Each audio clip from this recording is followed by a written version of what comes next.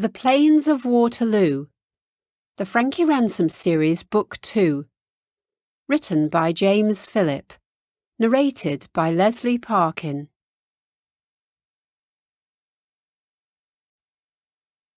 Michael Joseph O'Brien looked up serenely as Frankie followed her clumsy, leaden-footed chaperone into the small, windowless visitor's room, and made as if to rise to his feet.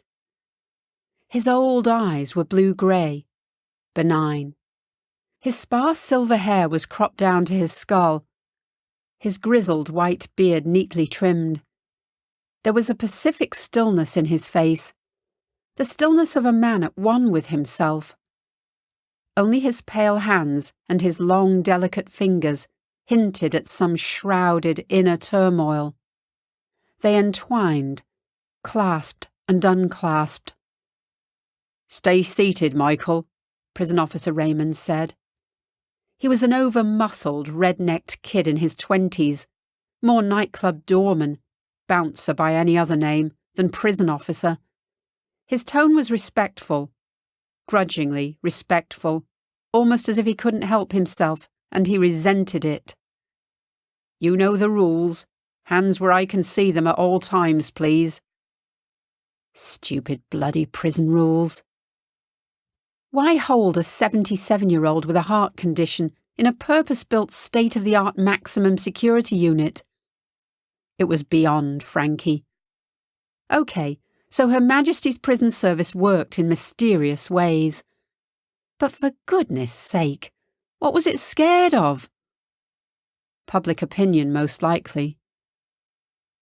The old man placed his hands on the table. His white shirt was unbuttoned at the neck. A worn brown suit, frayed cuffs, freshly pressed. First impressions? Proud, precise, and meticulous about his appearance. In control. Always in control.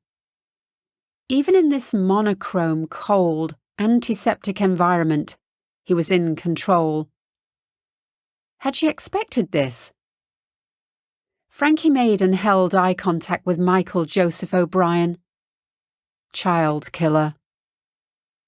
"Forgive me," the old man said, the far-away, nearly lost soft echoes of his Irish boyhood lingering in his voice. His gaze was unwavering, curious, rueful, unthreatening. "I was brought up to believe that manners maketh a man.